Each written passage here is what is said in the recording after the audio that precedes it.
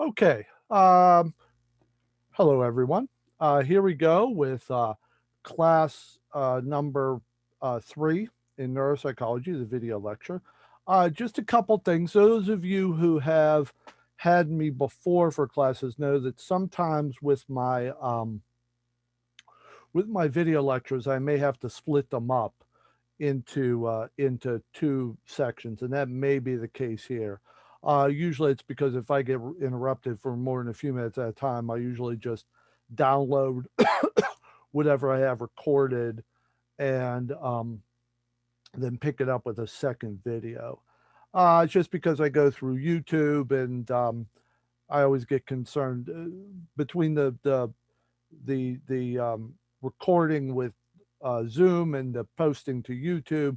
I always sometimes get concerned that the recording is going to get lost, and I'm going to record for like 15, 20 minutes, and it's just going to get lost. So my preference is to uh, is to do it in two sections. Also, when I wasn't using YouTube, I used to do this much more frequently because um, when you when you download a video straight to Moodle or through other systems, it usually won't.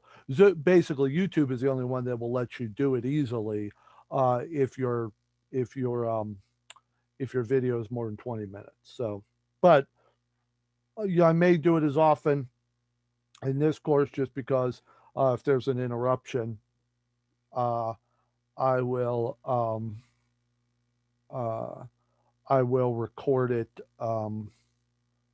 I will just stop and use another recording. I was really pleased about the last class. I thought a lot of discussion was good. I thought everybody asked a lot of questions. It helped direct me to what you thought was important, which is something I want to focus on. As I mentioned in there, the only questions I didn't want to spend a whole lot of time on were those related to trauma and PTSD, but that's only because our second book is all about neuroscience as it applies to trauma and trauma therapy. So we're going to get into a lot there. So I kind of wanted to put those off because that's going to make up a big part of our later classes. I wanted to make sure this class to go through some basics. Some of this will be in material you already have, but I want to review it. We may pick some of this up at the lecture. What I'd really like you to do is, since we're getting close to our first exam, I even think I apologize. I don't have the syllabus right in front of me, but I believe not class number 3, but I believe it's the class after by the next class, class number 4. I will have your. I think that's when I give you the first exam, if I remember the calendar.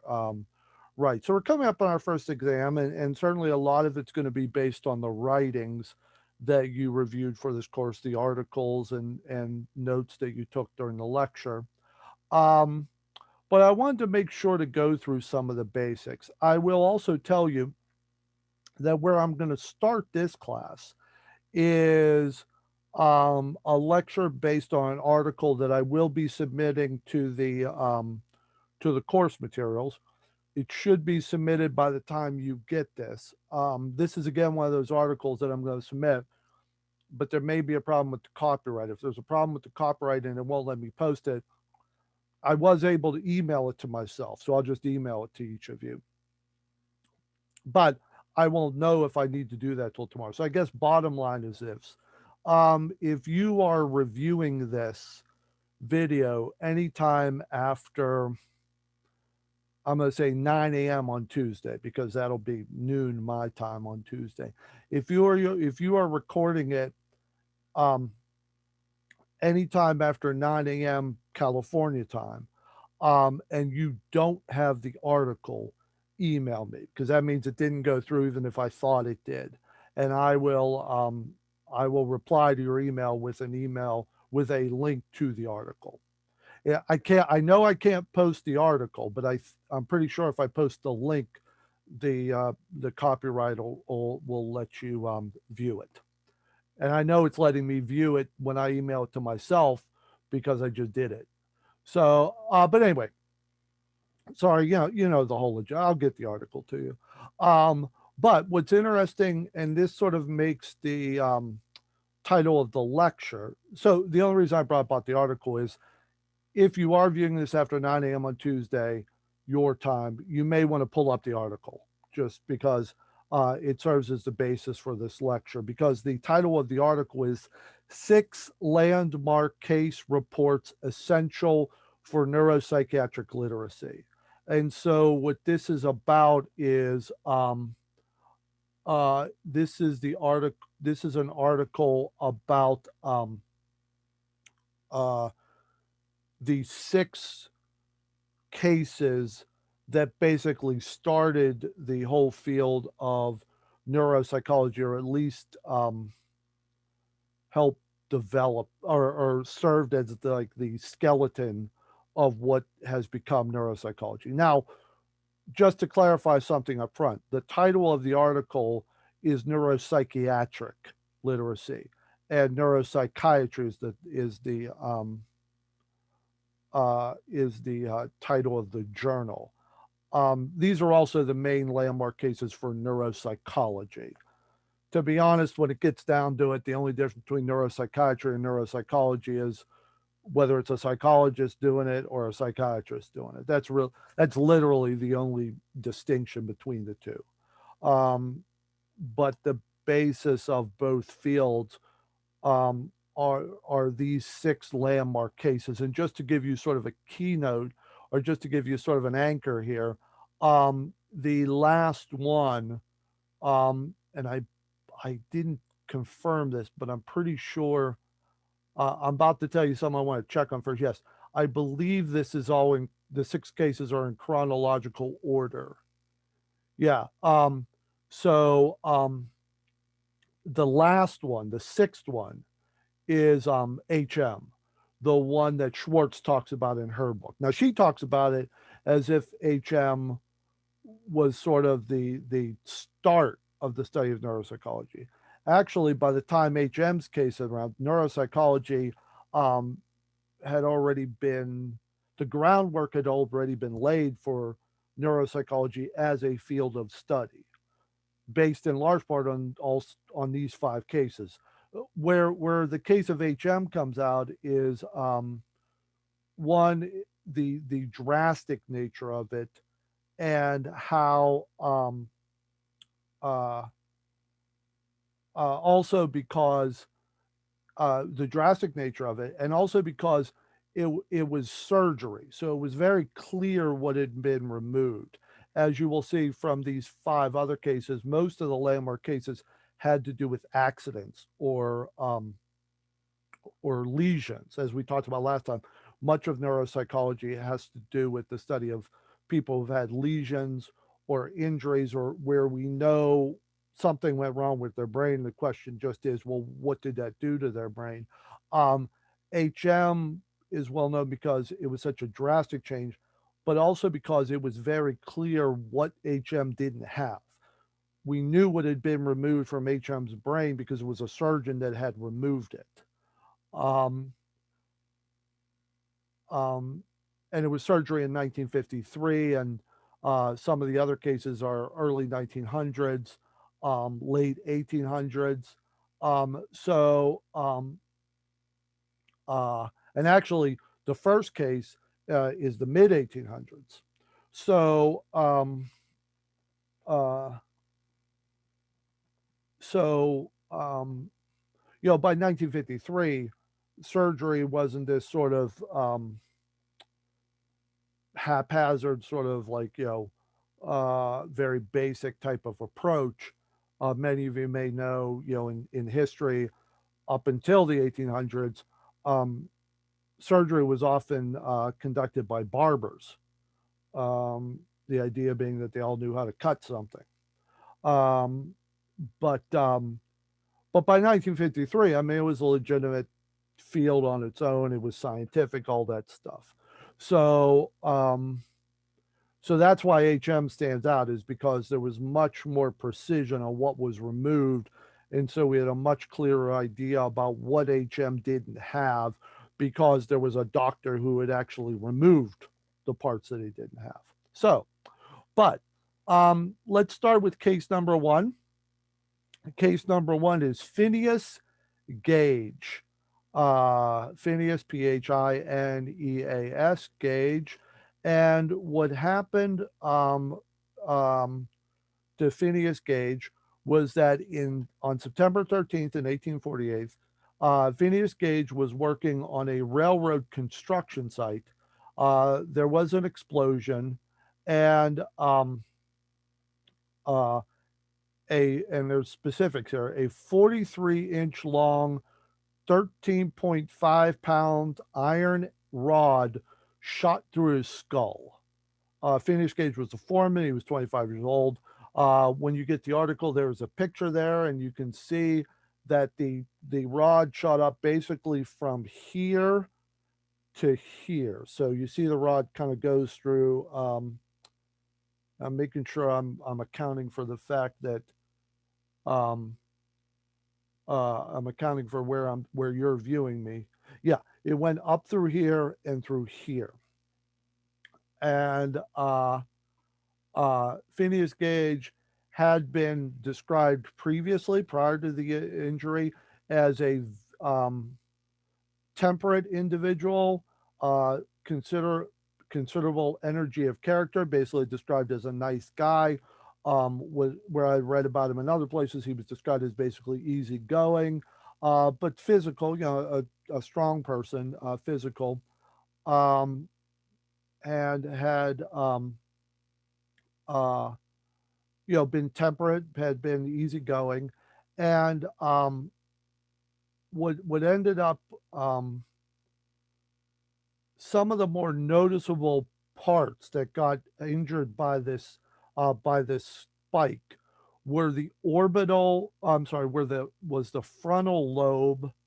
Um, the biggest part, the frontal lobe, was affected, and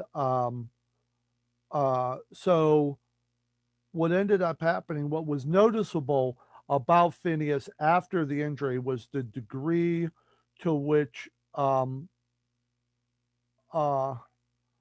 at which his personality changed almost instantly, and that's pretty characteristic of the frontal lobe. The frontal lobe controls a lot of our uh, higher functioning, um, and so uh, and his and what I'm going to try to do, I was thinking of a way to put this. What I'm going to try to do is, although I am talking about historical figures, and I think it's important for you to know these names and know these cases to understand the basic neuropsychology, I am going to describe what we know happened to Phineas Gage in the context of what we know now about neuropsychology. I'm not going into too much detail because I know there's other, you've got the materials that talk about what we know about the different parts of the brain and brain functioning. But what was interesting about Phineas Gage is affect is we saw, so as they describe in the article, the doctor didn't follow up with Phineas after the initial physical treatment following the injury. He became delirious a couple days later, um, but um, his memory didn't seem to be impacted. He was oriented to time and place. Um, he had loss of vision in his left eye and partial paralysis of the left side of his face. Um, but he was described as being in good health. Like I said, his memory, sort of those basic areas of functioning, memory, orientation, lucidness, alertness, those were all intact. What changed clearly, and his motor skills weren't described as being impaired. What was described as being impaired was his behavior, and primarily his behavior that made him seem much more angry, much more agitated. He was described as being impatient. He was using profanity as lot. a lot, whereas previously he had not been using profanity. Um, uh, he was still able to organize. I mean, he was still able to function, but he was just described as being much more, like I said, agitated and angry and impulsive. Um, uh, he um, he was described as being somebody who had difficulty with anything, even slightly difficult tasks, because of his because of his following the injury. And it was sort of assumed later that it was because of the injury. Now, basically, what we know about this is basically there was damage to his frontal lobe and it led him to be more agitated, which is consistent with what we know about the frontal lobe. There were two things about this that, from a historical perspective, were important. It's important for you to know as you start to learn neuropsychology. One is that the case of Phineas Gage is really the most glaring evidence that professionals find of what is called localization. Localization is this idea that there are different parts of the brain that account for different things. Um, so the idea that your ability to sort of um, process things in a way in sort of a consistent and efficient way, as opposed to just letting anything small cause you agitation. Um, the idea that that processing is contained in the frontal lobe is this I again is consistent with this idea of localization. Um, so and the fact and one of the things that one of the more consistent things that the fact that his personality changed is not really what the clearest evidence is from this case of localization. What was really the clearest evidence of it was what didn't change. His memory didn't change. His language didn't. Well, his ability to use language, he used profanity a lot more, but even when he used profanity, he was still clear about it. His ability to make himself understood wasn't impaired. Memory wasn't impaired. Really, his attention wasn't impaired, although he was seen as being much more agitated much more quickly. So those the kind of the concept that was new at the time was this idea, like the previous thing about the brain would have been that if you received an injury like that where you had the spear just basically shot through your head, if it didn't kill you, it was just going to throw your whole brain into haywire. You weren't going to be able to function at all. um uh and um so um, basically the brain was kind of seen as uh, you know a um, uh, a stoplight in the middle of if you ever been on a sort of one of those streets in other countries that there's throughways where you got cars coming from different. There's a one set of stoplights. You know, cars coming from different directions. Um, and if all of a sudden those lights gave out, so you have this. If all of a sudden one of those, so basically, if you the old version of it was you have this throughway where these stoplights are keep all the traffic in order, but then all of a sudden, so the vision of the brain was um, uh, that if you had an injury, it'd be like those stoplights just all fell to the poles on the just fell to the ground. Not only would you stop the cars here, but the fact that the stoplights are gone would cause all the traffic to just come to go kaput. Um, and so, but the idea became clearer with Phineas Gage's case that there were parts that you could have an injury to one part of the brain and the other parts of the brain really wouldn't be that affected. Now, another thing that became part of this that you'll read there is he actually got better as he got older. So this idea that you could recover from a brain injury like that was also new. Now, as you'll read later, as you'll read in the article, there's some uncertainty about that. Some people think maybe he wasn't as bad as people said he was. He was agitated more often, but one of the criticisms was that he was basically described as being almost like an animal, and they said he probably wasn't that bad. And but there so maybe so given that he may not have been as bad as some people described him, makes it what would be consistent with that is that the recovery wasn't as drastic as people said it was, but it still was noticeable. There was a no there this idea that someone could recover from brain damage like that was a relatively new concept. Um, okay, so next case, Louis Victor Leborgne, Leborgne, um, uh, otherwise known as TAN. This is the first case of expressive aphasia. Um, so expressive aphasia aphasia um, is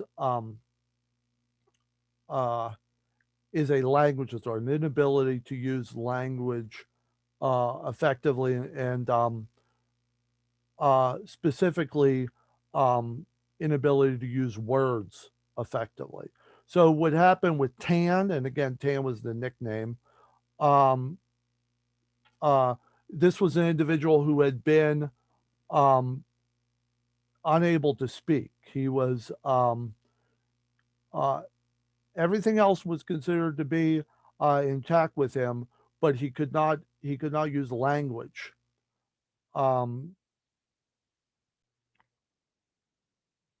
and so basically aphasia is the inability to use language. And this again is a famous case primarily because of what it showed about localization. So what you really see in these first two cases is really the underscoring this whole idea that certain parts of the brain due to are related to certain functions. Now, sometimes it gets simplified too much, as we'll see later. This whole idea of of the right side of the brain being responsible for certain specific things, and the left side of the brain being responsible for certain things. That's much too simplistic. But localization is a concept that has really become central to neuropsychology. This idea that certain parts of the brain are responsible for specific um, tasks, specific abilities. So, with Phineas Gage, you see this in the areas of what in what wasn't damaged, even though there was a part of the brain that was damaged. In Tan's case, and you see this idea of one area of the brain being impacted, and the only thing what was really noteworthy about this is the only thing impacted was language. There was nothing else impacted. And for a while, in fact, and still to this day, the area of the brain that is primarily related to language is called Broca's area. And as you'll see there, Broca was the doctor who originally wrote about Tan's case. So, this idea that there is an area of the brain that is responsible for language, that idea is given a lot of legitimacy by this finding that here's an individual whose only deficit is he can't talk. Everything else seems to be intact. He just can't use language.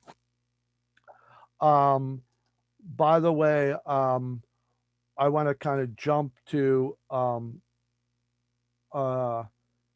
the area of or you can read all about what they thought was going on, but they did an MRI of this of Tan's brain. Let me see 1868. Um, uh, So this would have been just about, you know, maybe 10 years ago. They did an MRI. They had kept Tan's brain, and they did an MRI of it. And what they found was that it was a hemisphere lesion. The reason I said that the area of the brain that's considered to have a central role in language is called Broca's area, is still called Broca's area, is because Broca theorized that Tan had a lesion somewhere about here. When they did our MRI, they found the lesion, but it was more here. It was more towards the middle. So really, that area that is called Broca's area is not the main area that was affected, that was affecting language. It was moved back a little bit. Um, so Broca's area, even though you'll hear the term used, is not what Broca is most famous for. It's Broca, again, building on this idea of localization of functioning, that there are areas of the brain, in this case, or areas of the brain that are responsible for specific abilities, in this case, the use of language. So that's Tan. Okay, next case. Augusta Deter, Deter. This is 1906. Um, and um, this is the first case of Alzheimer's disease. Um, so, um, um, so what happened was Augusta Dieter was 51 years old. It was a woman, and she had been brought to uh, for an evaluation by her husband, um, because she was showing pathological jealousy, um, rapid memory loss, disorder, delusions, um, uh, um, hallucinations, and agitated behaviors like screaming. So, and this had happened rather quickly. Um, and what happened was Dieter was, I'm sorry, no, um, Alzheimer, the doctor's name was Alzheimer, um, did an evaluation of this woman, of Dieter, after she died at age 56, and found a lot of plaques and neurofiber tangles, a tangling of the neurons in this individual.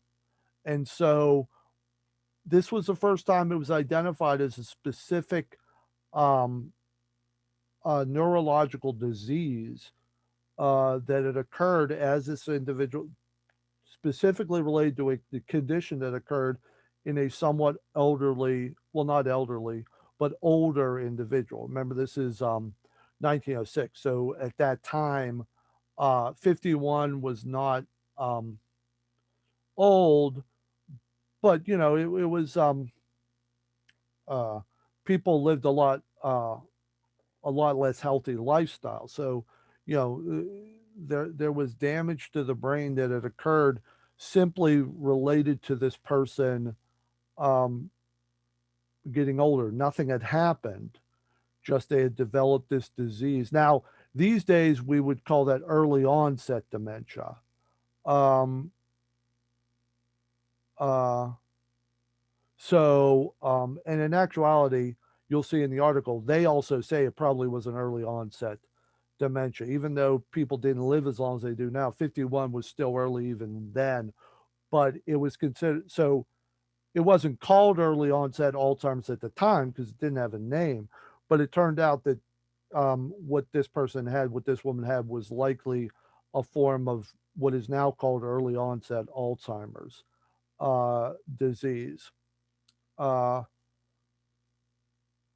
and what was particularly noteworthy about this, the idea that people could develop a neurological disease as they got older, or even not as they were older. The idea that they would develop a neurological disease was certainly not uncommon. What was most noteworthy about Alzheimer's disease was it was the first disease that really combined this idea of neurology and psychiatry.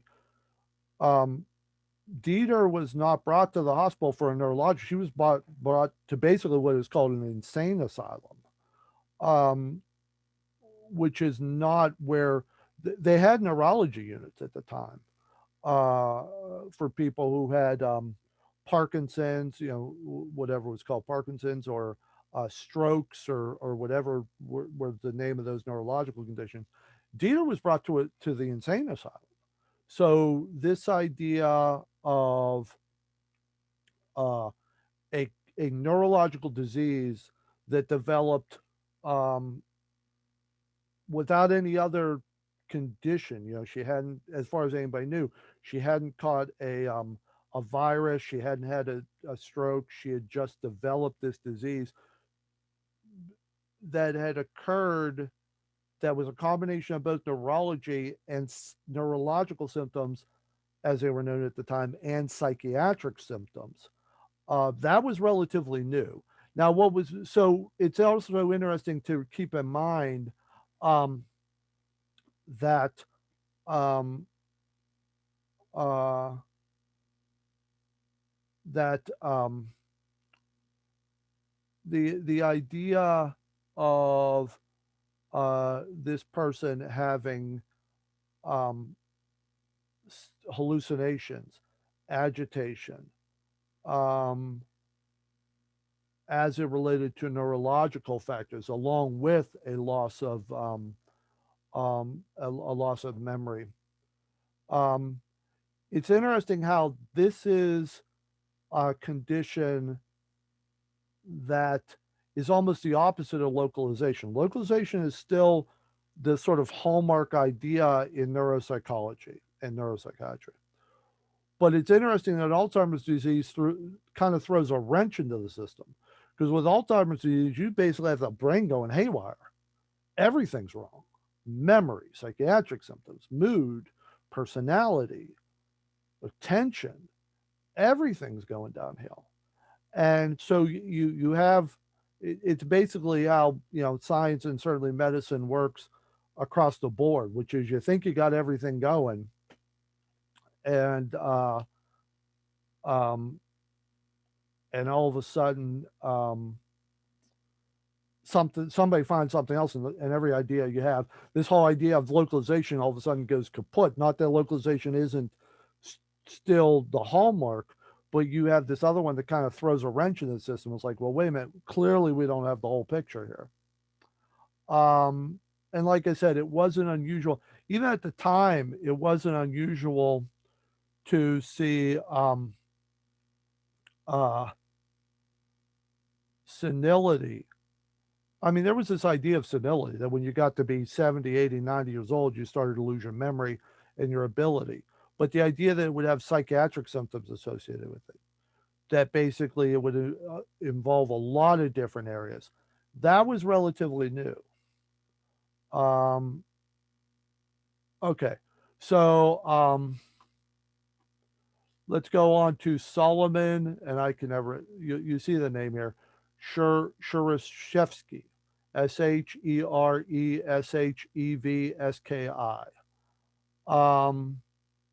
And this was actually somebody who didn't have a problem. This is sort of on the other side. This is somebody um, who had what is basically described as like an intense and exceptional memory. Um, um, and Shereshevsky is sent for psychological testing with a doctor named Luria, Lura. One thing that is most noteworthy, I don't know, you could say it isn't fair, and I guess it isn't, although who knows? We're on the fourth case here. Um, the last three, there is quite a bit of the names are like standards in neuropsychology, but they are the names of the doctors, not of the patients. The patients are known for being landmark cases. But Broca, there was a Broca's area that was um, theorized to be the center part of language. That's been changed in recent decades. Um, but there's still Broca's area that's seen as at least having a very important role in language, is not the central role. Alzheimer's disease, Alzheimer's. Loria, one of the most famous and well used neuropsychological batteries, is called the Loria, Nebraska, Loria, named after this doctor. And basically, Loria's claim to fame, or one of Loria's claim to fame, was was this individual, Krzyzewski, who just had a phenomenal ability to remember whole books in different languages, just a vast amount of information. Um, and uh, he actually made uh, um, kind of a living from this, from putting on shows where he would just amaze people with um, with his ability to memorize things. He also was seen to have a phenomenal imagination. That's actually less known about him, but they talk about it in here. Um, um, and he would do, well, you can see it, and he would do things like raise the temperature on one hand by just imagining to touch a stove. But was interesting that it also was his memory, his had this vast ability to remember things, but it also ended up being a limitation at times, and you can read that in there. Like it, he, in order to follow a story, he needed to register each word. And that's interesting to consider, and leads to a lot of important understanding. Because you think about it, when you read, you usually don't necessarily give equal weight to um, each word. I don't know much about speed reading, but what I know from people taking speed reading courses is very often they are taught to do something like this. And the idea is that you just kind of skim across all the words. And that if you, so you're not catching each and every word, you're catching like bulks of words at a time. And so, and you're really just kind of catching every other word, but you're, you know, you're kind of filling in the blanks. Um, so Krzyzewski couldn't have read that way. That would have just been too confusing. Without being able, he could remember every word, but he needed to see every word and take every word in before he could make any sense out of what he was reading. So he had an ability to remember it, but the ability to make sense out of what he was reading was quite impaired compared to a lot of people. Uh, so Loria is did a considerable amount of scientific research on memory. Loria is mainly known for doing a lot of work on memory.